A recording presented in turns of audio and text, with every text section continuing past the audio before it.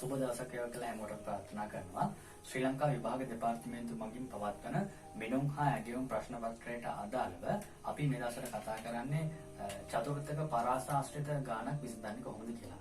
අපි කලින් මේ පාඩමට අදාළව කලින් ගානක් සාකච්ඡා කළා. ඊට අමතරව ඊට කලින් පාඩම් වලදී ප්‍රමිත වක්‍රය හා සම්බන්ධ ගණන් කීපයක් සාකච්ඡා කරලා තියෙනවා. ඉතින් ඔබට මේ පාඩම් මාලාව ලබා ගැනීමට අවශ්‍ය නම් අපේ YouTube channel එක subscribe කරලා බෙල් අයිකන් එක ඔබලා තිබ්බොත් එහෙම ඔබට ඒ අදාළ පාඩම් ඔබේ ජංගම දුරකථනයට ලබා ගන්න පුළුවන්. අපි අද කතා කරන්නේ 2014-2015 ප්‍රශ්න පත්‍රයට අදාළව චතුර්ථක පරාසයන් අදාළ ගානක් විසඳන්නේ කොහොමද කියන එක තමයි මේ වීඩියෝ මාලාව තුළින් අපි කතා කරන්න බලාපොරොත්තු වෙන්නේ.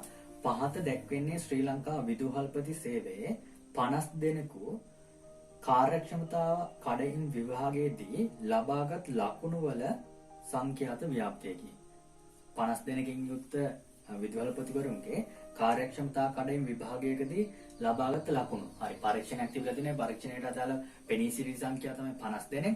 ඒ 50 දෙනා ලබාගත් ලකුණු පන්ති පාන්තරය තරහා කරලා ඒ තරහා පටිපාටියන්ට අනුව ලබාගත් ලකුණු සංඛ්‍යාව තමයි මේකේ දීලා තියෙන්නේ. ඊට පස්සේ පන්ති පාන්තරයන්ට අදාළ සංඛ්‍යාතය දීලා තියෙනවා. ඒතර සංඛ්‍යාතයේ මේ වගුව දීලා තියෙන්නේ 37ට. හරිද? 37 තමයි වගුවේ අදාළ දත්තයන් ටික දීලා තියෙන්නේ. එහෙම වුණොත් එහෙම අපි ගාන හදන්න අපි ඒක මෙන්න මේ විදිහට 37ට වගුවක් හදා ගන්න ඕනේ. පළවෙනි ප්‍රශ්නෙන් අහනවා සංඛ්‍යාත ව්‍යාප්තියේ මධ්‍යස්ථය කියන P50 ගණනය කරන්න කියලා.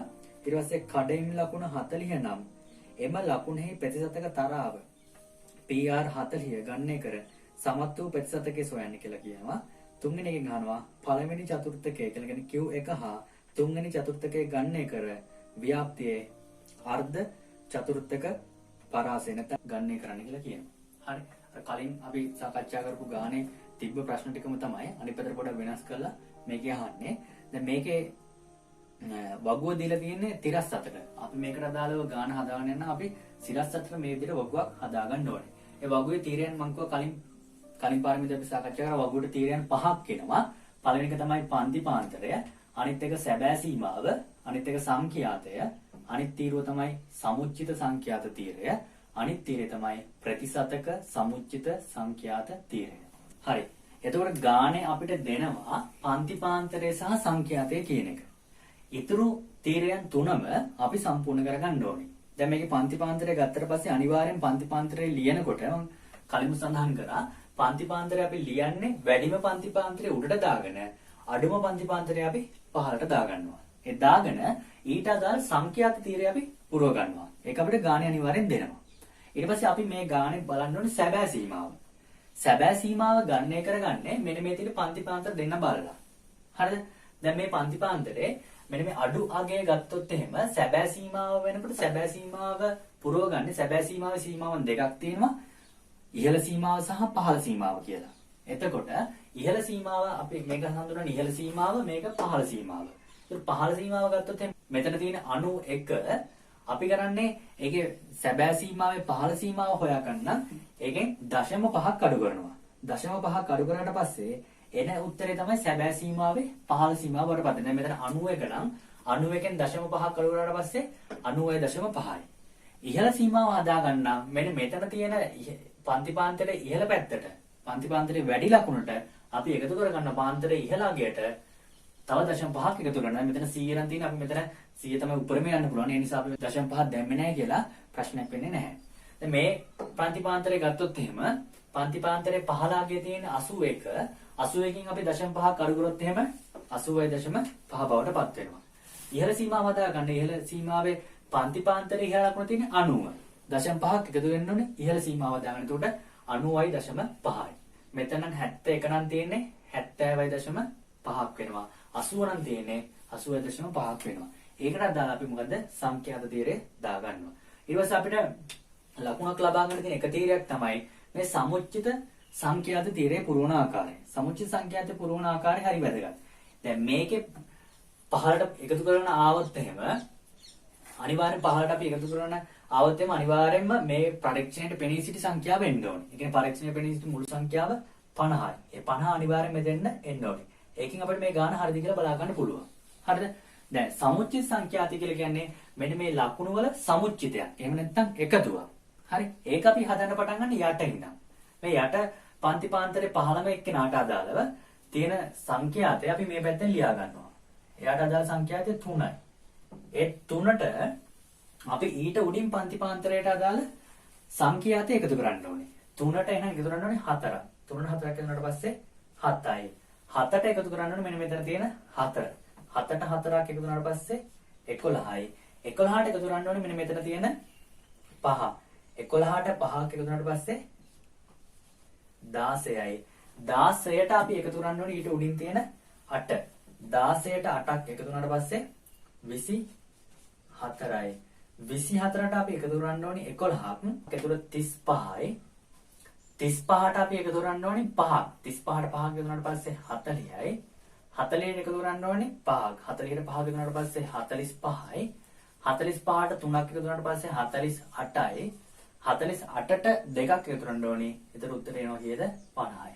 අපි හරියට එකතු කරන આવොත් එහෙම මෙතන යට ආපු මේ සංඛ්‍යාත තියෙට එකතු වෙන 50 අනිවාර්යයෙන්ම සමුච්චිත සංඛ්‍යාත තියෙට ඉහළටත් අනිවාර්යයෙන්ම එන්න ඕනේ. එහෙම ආවල් ඇවිල්ලා තිබ්බොත් මේ ගණනය කරපු ගණනය කිරීම ටික නිවැරදිව කරලා තියෙනවා. හරි. ඊට පස්සේ අපි පුරවන්න ඕනේ ප්‍රතිශතක සමුච්චිත සංඛ්‍යාත තීරය. හරිද? මේක පුරවන්නත් හරි ලේසි. මම ලේසි ක්‍රමයක් මේකට කියලා දුන්නා. ඒ ක්‍රමය අනුගමනය කරොත් එහෙම මේක හදන්න පුළුවන්. අපිට ඕනි ගණන් දෙකක් විතර ඉස්සලා හදන විදිහට හදුවට පස්සේ එතනින් පස්සේ යන පියවර අනුව එක කරගෙන යන්න පුළුවන්. දැන් මේ පරීක්ෂණයට පෙනී හිටිය විදුහල්පතිවරු 50 දෙනෙක්. ඒ 50 දෙනාගෙන් මෙතන සමුච්චිත වෙලා තියෙනවා කීයද? 50ක්. අපි ඉල්ලන්නේ ප්‍රතිශතයක් නිසා මේක ගුණ කරනවා 100ට 100ෙන්. 50ට 50ව 1යි 100ට 50ව 2යි. මේ දෙක ගුණ කරොත් එහෙම මෙන්න මෙතන තියෙන 50න් උත්තරේ 100යි කියලා මෙතන. හරි. තව එකක් ගත්තොත් එහෙම විදුහල්පතිවරු 50 දෙනෙක් පෙනී සිටියා. අපි හොයන්න යන ප්‍රතිශතක සමුච්චිත සංඛ්‍යාතය. මේ විදුහල්පතිවරු 50 දෙනා අතරින් අදාළ පන්ති පාන්තරේ දෙවෙනි පන්ති පාන්තරයට අදාළ සමුච්චිත සංඛ්‍යාත නැත්නම් සමුච්චිත වෙච්ච ලකුණු ප්‍රමාණයක් තියෙනවා 48ක්. හරි සංඛ්‍යාතේ 48ක්. මේ 48 ගුණ කරනවා කියනද 100. 50ට 50 1යි 100ට 50 2යි. එහෙනම් හැමතැනම ගුණ වෙලා තියෙන්නේ කියනද 2කින්. දැන් මෙතන ගුණ වුණත් මේ උඩ තියෙන සංඛ්‍යාව 2කින්. ඒ කියන්නේ මේ සංඛ්‍යාව 2කින් ගුණ වෙලා තමයි මෙතන උත්තරේ 100 ආවේ. එහෙනම් මෙතන තියෙන සංඛ්‍යාව තමයි මේ 2කින් ගුණ වෙලා තියෙන්නේ. එහෙනම් හැම සංඛ්‍යාවක්ම 2කින් ගුණ කරන ගියොත් එහෙම මේකට අදාළ උත්තරය අපිට ලැබෙයි. එහෙනම් 48 2කින් ගුණ කරාට පස්සේ 96යි. 45 2කින් ගුණ කරාට පස්සේ 90යි. 40 2කින් ගුණ කරාට පස්සේ 80යි. 35 2කින් ගුණ කරාට පස්සේ 70යි. 24 2කින් ගුණ කරාට පස්සේ 48යි. 16 2කින් ගුණ කරාට පස්සේ 32යි. 11 2කින් ගුණ කරාට පස්සේ 22යි. 7 2කින් ගුණ කරාට පස්සේ 14යි. 3 2කින් ගුණ කරාට පස්සේ 6යි. මෙන්න මේ විදිහට තමයි ප්‍රතිශතක සමුච්චිත සංඛ්‍යාත තීරය පුරවා ගන්න. හරි මේ ගැටලුවේ පළවෙනි ප්‍රශ්نين අහන්නේ ලකුණු ව්‍යාප්තිය මධ්‍යස්ථ ලකුණ ගන්න එක. ලකුණු ව්‍යාප්තිය මධ්‍යස්ථය කියලා කියන්නේ P50. හරිද? P50. P50 ගණනය කරන ආකාරය තමයි පළවෙනි ප්‍රශ්نين අපෙන් අහන්නේ. එතකොට P50 ගණනය කරන්න P50 කියලා කියන්නේ ප්‍රතිශතක 50. හරි ප්‍රතිශතකයක් තමයි මේ තියෙන 50 සැරේ ප්‍රතිශතක නැත්නම් අපි කියන Q3. හරි එතකොට මෙයා ගණනය කරන්න නම් මේ තියෙන ප්‍රතිශතකයක්. එහෙනම් ප්‍රතිශතක පැත්තේ ඉඳගෙන ඊට අදාළ ලකුණු පැත්ත අපි බලන්න ඕනේ. ප්‍රතිශතක පැත්තේ ඉඳගෙන ඊට අදාළ ලකුණු පැත්ත බලන්න ඕනේ. දැන් ප්‍රතිශතක දැන් මෙතන දීලා තියෙන්නේ P50 කියලා කියන්නේ ප්‍රතිශතයක්. හරි චතුර්ථකයක් දීලා තියෙන්නේ. ඒ චතුර්ථකයේ අපි P50 කොහෙද තියෙන්නේ උඩින් ඉඳන් පහළ බලනවා. දැන් මෙතන ප්‍රතිශතක 100යි, 96යි, 90යි, 80යි, 70යි, 148යි. එහෙනම් 50 කියන එක නා පිළිහිටලා ඇත්තේ මෙන්න මේ කියන 48යි මෙන්න මේ කියන 70යි අතර. හරි 48යි 70යි අතර තමයි 50 කියන ප්‍රතිශතක 50 කියන එක නා පිළිහිටලා ඇත්තේ. ඒ දෙන්න හොයාගත්ත ගමන් අපි බලන්න ඕනේ මේ දෙන්නට අදාළ ලකුණු දෙක. ලකුණ ගන්නෙ මොකද්ද?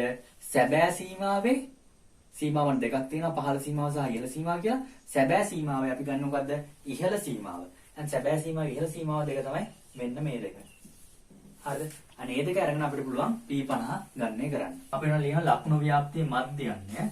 මෙතන අගයන් ගන්නකොට මම කලින් සඳහන් කරලා තියෙනවා වැඩි අගය තමයි අපි ගන්නෙ. මොකද අපේ ගණනය කිරීම ඉදිරියට කරන යන පහසුවෙන් එහෙම කරාට පස්සේ ප්‍රතිශතකය අපි ගන්නෙ 48ත් 70ත් අතර තියෙන ප්‍රතිශතක දෙක තමයි ගන්නෙ. එතකොට මෙතන ලියා ගන්නකොට අපි ලියා ගන්න ඕනේ එකේ ඉහළ වැඩි අගය අපි උඩින් ලියා ගන්නවා. අඩු අගයට යටින් ලියා ගන්න. එහෙම ලියාගත්ත අපිට ගාන හදා ගන්න පහසුවක් වෙනවා. එහෙනම් 70 වෙන ප්‍රතිශතකය.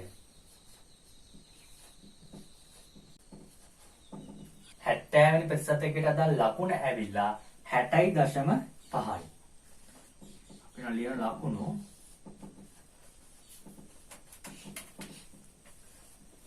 60.5යි. ඊට පස්සේ අපි ලියනවා 48 වන ප්‍රතිශතකය. 48 වෙනි ප්‍රතිශතයකට අදාළ ලකුණ ඇවිල්ලා ලකුණු 50.5යි. හරිද? ඊට මේක ලියාගත්තට පස්සේ අපි ඊළඟ පියවර විදිහට බලන්න ඕනේ මේ ප්‍රතිශතක අතර වෙනස සහ ලකුණු අතර වෙනස. දැන් 70න් 48ක් ගියොත් එහෙම වෙනස ඇවිල්ලා 22යි. එහෙනම්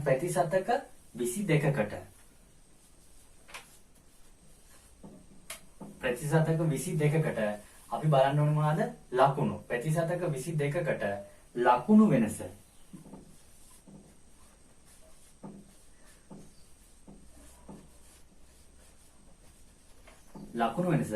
ලකුණු වෙනස අපි වහන්නේ 60.5න් අපි අඩු කරනවා 50.5 කියන ලකුණු වෙනසයි 10යි කියලා. හරි. ප්‍රතිශතක 22කට ලකුණු වෙනස තියෙනවා 10ක්. අපෙන් එතකොට මේ අපි හොයන්න ඕනේ 50 වෙනි ප්‍රතිශතකයට. දැන් 50 වෙනි ප්‍රතිශතකයට හොයන්න නම් අපි යනවා මෙන්න මෙතෙන්ද. මෙතෙන් ගියාට පස්සේ එතන තියෙන ප්‍රතිශතකය 48යි. එහෙනම් 48 වෙනි ප්‍රතිශතකේ ඉඳන් බලනවා අදාළ කෙනාව. හොයන්න කියන කෙනාව. හොයන්න කියන්නේ 50 වෙනි ප්‍රතිශතකය. එහෙනම් 48 ඉඳන් 50 වෙන්න නම් තව කීයක් ඕනේද? 48ට තව දෙකක් එකතු වුණාට පස්සේ තමයි 50 වෙන්නේ. එහෙනම් ප්‍රතිශතක දෙකක් තව අඩුයි. එහෙනම් අපි ලියනවා ප්‍රතිශතක දෙකකට. ප්‍රතිශතක වෙනසකට අපි බලන්න ඕනේ ලකුණු වෙනස.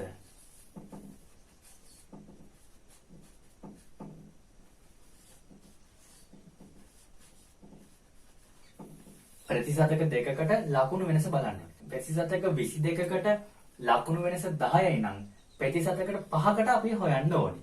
එහෙනම් ප්‍රතිශතක 22කට 10යි නම් 10 බෙදලා 22න් ගුණ කරොත් එහෙම අදාළ කෙනාගෙන් අපිට ඒ ලකුණු දෙකට අදාළ ප්‍රතිශතක වෙනස.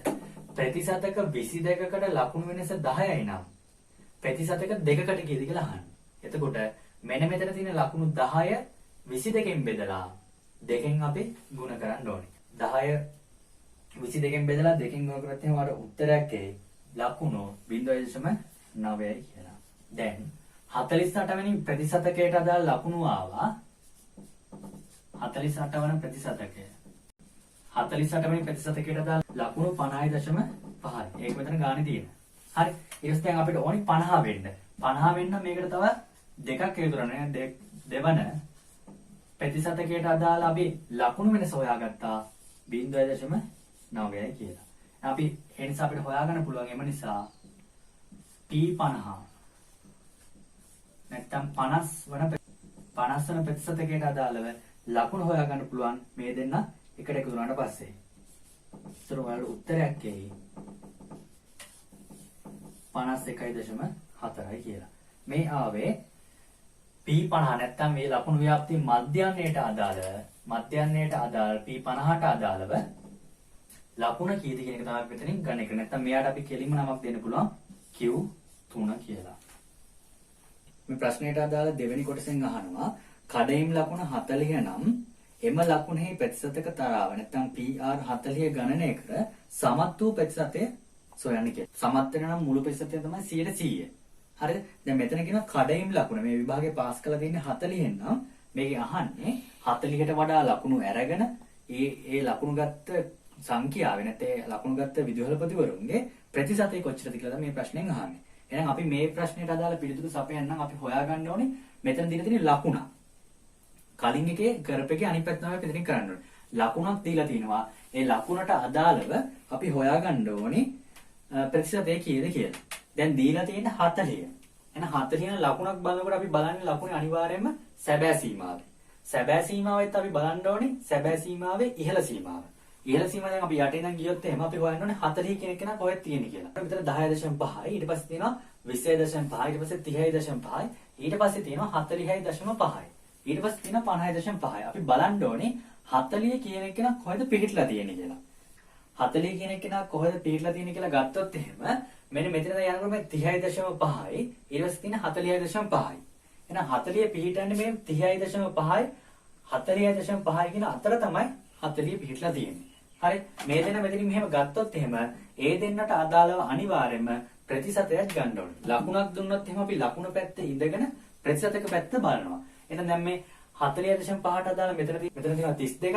අපි ලකුණු පැත්තේ ඉඳලා අපි බලන්න ඕනේ ප්‍රතිශතක සමුච්චිත සංඛ්‍යාත පැත්ත වෙනකම්. එතකොට 40 අපිට හොයන්න තියෙන්නේ 40 ඒ විදිහටම නැහැ. හැබැයි තියෙන්නේ 30.5යි අනිත් එක 40.5යි. ඊට අදාළ අපි බලනවා මොකද්ද?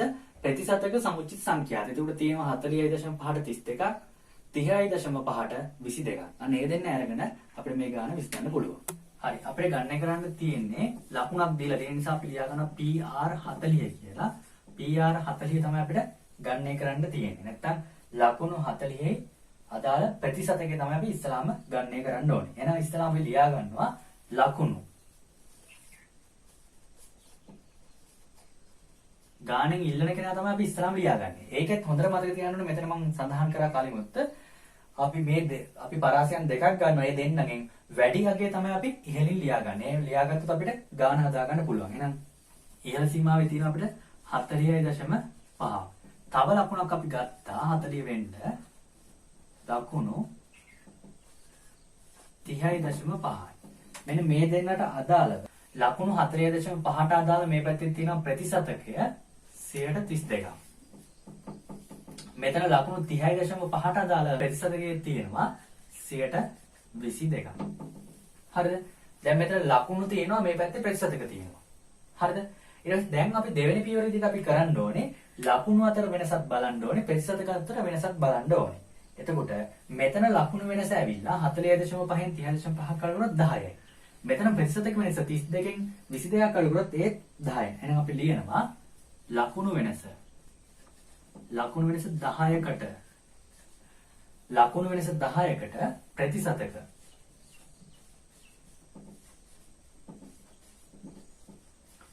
වෙනසක් 10යි. ලකුණු වෙනස 10කට ප්‍රතිශතක වෙනසක් 10යි. දැන් අපි යනවා මෙන්න මෙතෙන්. මෙතෙන් ගිහලා බලනවා මෙන්න මෙයා වෙන්න තව කීයක් ඕනද කියලා. දැන් මෙතන තියෙන්නේ 30.5ක්. 30.5 ඉඳන් අපි යනවා 40 වෙනකම්. අපි 30.5න් අහනවා තව 40 වෙන්න කීයක් ඕනද කියලා. හරි? දැන් 30.5 ඉඳලා 40 වෙන්න බැලුවොත් එහෙම තව අපිට ඕනේ ලකුණු වෙනස 9.5. ලකුණු වෙනස තව 9.5ක් අපිට ඕනේ. අඩු ලකුණු ගාවට යනවා. අඩු ලකුණු ගාවට ගිහලා අපි බලනවා මේ 40 වෙන්න තව කීයක් ඕනද කියලා. දැන් මෙතන කියොත් එහෙම අඩු ලකුණ තියෙන්නේ 30.5යි. 30.5 ඉඳන් තව 40 වෙන්නම් තව 0.95ක් ඕනේ. හරි? ඒක තමයි අපි මෙතන ඊළඟට ලියන්නේ. දැන් මෙතන ලකුණු වෙනස 10කට ප්‍රතිශතක වෙනස තියෙනවා 10ක්. එතකොට අපිට ඕනි ලකුණු වෙනස 9කට. ඒක අපිට හොයාගන්න පුළුවන් ප්‍රතිශතක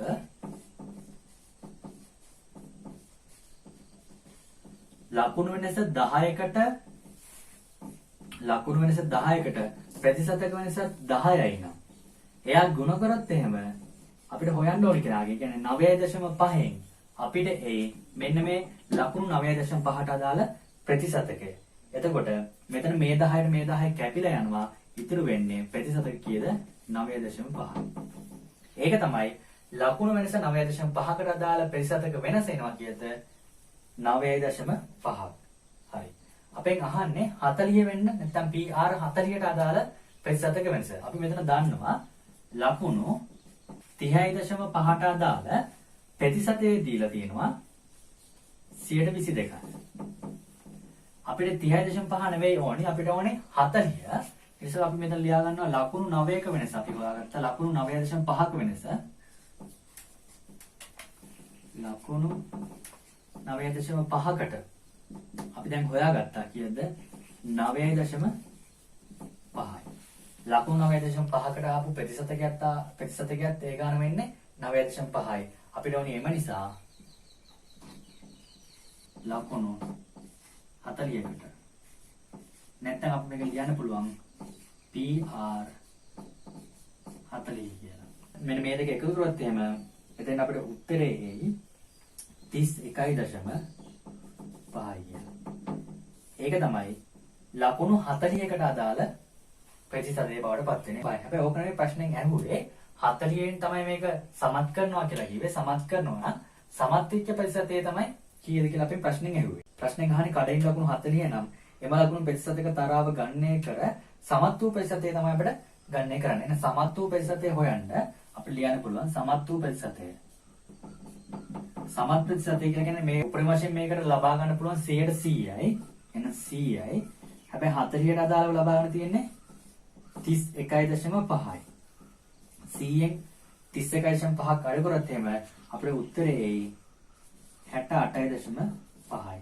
මේ ප්‍රමාණය තමයි සමත් ලෙකින 40ට වඩා ලකුණු ලබා ගත්ත කට්ටිය සමත් කළා තියෙනවා නම් ඒ සමත් වෙච්ච පිරිස මේ මුළු ප්‍රතිශතයෙන් නැත්නම් මුළු පිරිසෙන් ප්‍රතිශතයක් වශයෙන් දක්වන්න කියලා කියන්නේ නම් ප්‍රතිශතය 68.5ක් බවට පත් වෙනවා.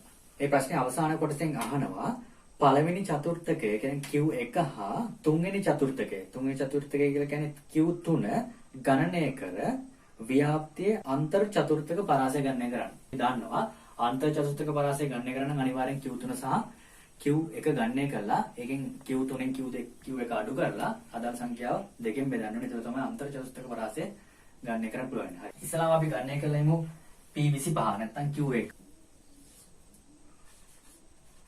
P25 නැත්නම් Q1.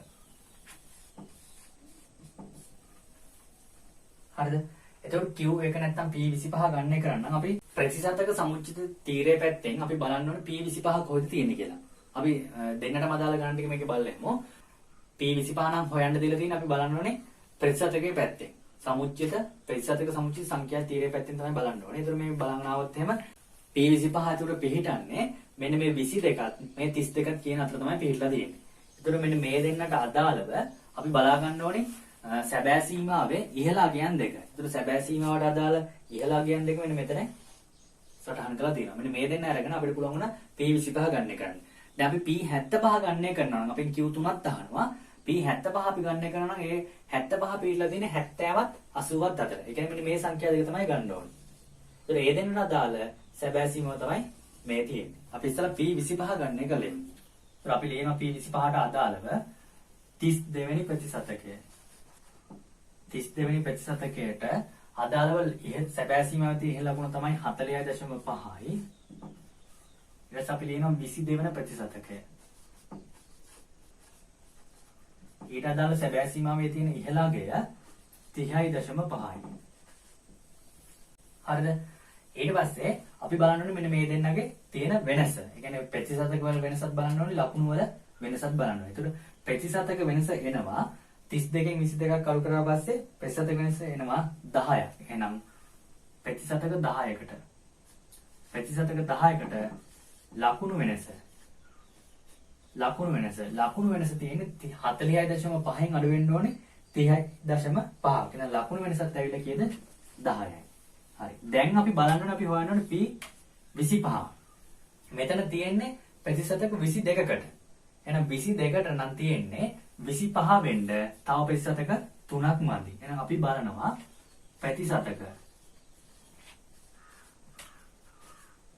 ප්‍රතිශතක 3කට ලකුණු වෙනස කීයද කියලා අපි බලන්න ඕනේ. ප්‍රතිශතක 3කට මේ ප්‍රතිශතක 10කට ලකුණු වෙනස 10යි නම් ප්‍රතිශතක 3කට කියලා බලන්න මේ ලකුණු 10 ප්‍රතිශතක 10න් බෙදලා එන උත්තරය 3ෙන් ගුණ කරොත් එහෙම ප්‍රතිශතක 3කට අදාළව හොයාගන්න පුළුවන්. මෙතන තියෙන 10 මේ 10න් බෙදනවා. ප්‍රතිශතක 10න් බෙදනවා. ලකුණු 10 ප්‍රතිශතක 10න් බෙදලා අදාළ ප්‍රතිශතයෙන් ගුණ කරනවා. ඒතරට උත්තරේ එයි ලකුණු 3ක් කියලා. හරිද? ඊට පස්සේ අපි ගන්නවා මේ 22 වෙනි ප්‍රතිශතය. 22 වෙනි ප්‍රතිශතකයට අදාළව තියෙන ලකුණ තමයි 30.5යි. අපිට ඕනේ 22 නෙවෙයි. අපිට ඕනේ 25. එහෙනම් තාම එකට 3ක් එකතු වෙන්න නම් 3 වන ප්‍රතිශතකය. 3 වන ප්‍රතිශතකයට අදාළව ලකුණු වෙනස අපි හොයාගත්තා 3යි කියලා. එම නිසා අපි ලියනවා 25 වන ප්‍රතිශතකය. නැත්නම් අපිට ලියන්න පුළුවන් P25 ඇවිල්ලා 33.5යි. P25 නම් Q1ට අදාළව ලකුණු එනවා 33.5ක්. ඊට පස්සේ අන්තර් චතුස්තක පරාසය අපිට හොයාගන්න අපි Q3ත් හොයාගන්න ඕනේ. Q3 කියලා කියන්නේ P75. P75ත් අපි හොයාගන්න ඕනේ. ඒ කියන්නේ Q3. හරිද? ඊට අදාළ සීමාවන් දෙක අපි කලින් ලකුණු කරගත්තා. ඒක කියන්නේ 75 තියෙන්නේ 70ත් 80ත් අතර. ඒක අරගෙන ඊට පස්සේ ඒකේ ලකුණු සීමාවත් අපි හොයාගත්තා. අපි බලමු ප්‍රතිශතක මෙතන තියෙන 80 ඉස්සලා මේකේ ගන්න ඕනේ වැඩි සීමාව 80 වන ප්‍රතිශතකය. අපි 80 වන ප්‍රතිශතකයට අදාළ ලකුණ ලියාගත්තොත් එහෙම ලකුණ තමයි 70.5. ඒක මෙතන සටහන් කරලා තියෙනවා. ඊට පස්සේ අපිට ගන්න වෙන්නේ 70 වන ප්‍රතිශතකය. 70 වෙනි ප්‍රතිශතකයට අදාළ ලකුණ දීලා තියෙනවා 60.5. ඊට පස්සේ අපි බලන්නේ ප්‍රතිශතක අතර තියෙන වෙනස. ප්‍රතිශතක වල වෙනස මෙතන නම් 80යි 70යි තියෙන ප්‍රතිශතක වෙනස වෙනවා 10යි.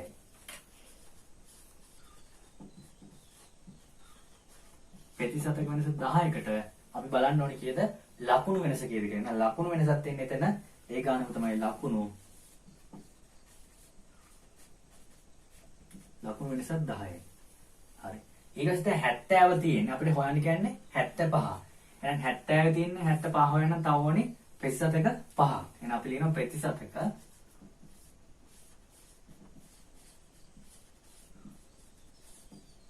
වෙනස 5කට ලකුණු. ප්‍රතිශතක 5කට ලකුණු වෙනස කීයද බලන්න ඕනේ. ප්‍රතිශතක 10කට ලකුණු වෙනස 10යි නම් 10 බෙදෙනවා අපි 10න්. ඊට පස්සේ ප්‍රතිශතක අපිට හොයන්න කියන්නේ 5කට මේක 5න් ගුණ කරනවා. ඒතර උත්තරේ එන්නේ 5යි. ඊට පස්සේ අපිට ඕනි 75 වෙනි ප්‍රතිශතකය. ඒ නිසා අපි ලියනවා 70 වෙනි ප්‍රතිශතකය 70 වෙනි ප්‍රතිශතකයට අදාළ ලකුණ අපි දන්නවා 60.5යි. අපි දැන් හොයාගත්තා 5 වෙනි ප්‍රතිශතකයට අදාළ ලකුණ. 5 වෙනි ප්‍රතිශතකයට අදාළ ලකුණ 5යි. එහෙනම් එම නිසා 75 වන ප්‍රතිශතකය. එහෙම නැත්නම් අපිට ලියන්න පුළුවන් P75 සමානයි මේ දෙන එකතු කරොත් එහෙම 65.5යි. හරි. මේක තමයි අපිට උත්තරේ බවට පත්වන්නේ. P75ට අදාළ නැත්නම් Q3ට අදාළ උත්තරේ බවට පත්වන්නේ. හැබැයි ඕක නෙවෙයි අපි උත්තරෙන් ඇහුවේ. අපි උත්තරෙන් ඇහුවේ අන්තර් චතුර්ථක පරාසය කීයද කියලා උත්තරෙන් අහන්නේ. අන්තර් චතුර්ථක පරාසය කියලා කියන්නේ චතුර්ථක පරාසයක් හොයන්නේ Q3න් අපි අඩු කරනවා Q1. ඒ කියන්නේ මේ තියෙන්නේ P75 අඩු කරනවා අපි කවුද P25. චතුර්ථක පරාසය තමයි එතනින් එන්නේ. මෙතන අන්තර් චතුර්ථක පරාසය අහන්න නිසා අපි ආ බෙදනවා කියන්නේ දෙකෙන්. එතකොට Q3 අපිට ආවා 65.5. Q1 අපි කලින් හොයාගත්තා. ඒකේ අපිට ආවේ 33.5. බෙදනවා දෙකෙන්. 65.5න් 33.5 කරනවට පස්සේ උත්තරේ එනවා 32ක්. 32 බෙදන්න ඕනේ කීයෙන්ද? දෙකෙන්. ඒතර අන්තර් චතුස්තක පරාසය බවට පත් වන්නේ 16. හරි. අපි මේ සාකච්ඡා කරේ 2014-2015ට අදාළව ශ්‍රී ලංකා විභාග දෙපාර්තමේන්තුව මගින් මිනුම් හා ඇගයුම් ප්‍රශ්න පත්‍රයට අදාළව ලබලා දීලා තිබ්බ ප්‍රශ්න පත්‍රයේ චතුර්ථක ගාණක් විසඳන්නේ කොහොමද කියන එක. හරි. ඉතින් චතුර්ථක සම්බන්ධයෙන් ඇවිල්ලා තියෙන ගණන් ඔක්කොම ඇවිල්ලා තියෙන්නේ මෙන්න මේ විදිහට. කිසිම වෙනසක් සිදු වෙලා නැහැ. චතුර්ථක කිහිපයක් හොයන්න දෙනවා. ඊට පස්සේ ඒ චතුර්ථක කිහිපයක් හොයලා ඒකකින් චතුර්ථක දෙක අඩු කරලා අන්තර් චතුර්ථක පරාසය හොයන්න දෙන්න පුළුවන්. ඊට පස්සේ කිසියම් ලකුණක් දීලා ඒ ලකුණට අදාළව ප්‍රතිශතය අපෙන් අහන්න පුළුවන්. හරි. අන්න ඒක තමයි මේ ප්‍රශ්න හැම එකෙම අරයට මේකට මාරු කරලා අහලා තියෙන මේ ප්‍රශ්න බවට පත් වෙන නිසා මේක මහ ලොකු අමාරුවක් නෑ. මේ අපි දැන් පාඩම් දෙකක් සිදු කරා. ඒ දෙක හොඳින් කවුරුහරි කෙනෙකුට මේ පාඩම් අමාරුවක් තියෙනවා නම් අපි කරපු පාඩම් දෙක හොඳින් අධ්‍යයනය කරත් එහෙම මේ චතුර්ථක සම්බන්ධයෙන් තියෙන ඔබේ විභාග ගැටලු ඔබට පහසුවෙන් විසඳා ගැනීමට හැකියාව ලැබෙනවා. දැන් මේකේ තියෙන සරලම දේ තමයි චතුර්ථක සම්බන්ධයෙන් ප්‍රතිශතයක් දීලා තිබ්බොත් ප්‍රතිශතක පැත්තේ ඉඳලා අපි ලකුණු පැත්ත බලන්න ඕනේ. හරිද? අපිට ලකුණක් දුන්නොත් එහෙම සැබෑ සීමාව ඉහළ සීමාව පැත්තේ ඉඳලා අපි ප්‍රතිශතක පැත්ත බලනවා. හරි? ඒ හදන්න ඕනේ පේවරයන් ටිකක් තියෙනවා. මේ පේවරයන් ටික චුට්ටක් අපි කඩපාඩමින් හරි මතක් කරලා තියාගත්තොත් එහෙම ඒ ටික වරද්ද ගන්න නැතුව කරොත් එහෙම අපිට ගාන හදන්න ලේසියි. අදන හැම වෙලේම අපි මේ ගාන විසඳනකොට ඉහළ සංඛ්‍යාව වැඩි සංඛ්‍යාව අනිවාර්යයෙන්ම ගාන උඩ පැත්තේ ලියාගත්තොත් එහෙම කොතනවත් මේ ගැටලුව හඳුනනකොට පැටලෙන්නේ නැහැ. ඉතින් මේ පාඩමට අදාළ කලින් පාඩම් සහ කලින් සිදු කරන ප්‍රමිත වක්‍රයට අදාළ පාඩම් ඔබට තවත් ඔබ ලබා ගැනීමට අවශ්‍ය නම් අපේ YouTube channel එක subscribe කරලොත් ඔබට මේ පාඩම් මාලාව ලබා ගැනීමට හැකියාවක් තියෙනවා.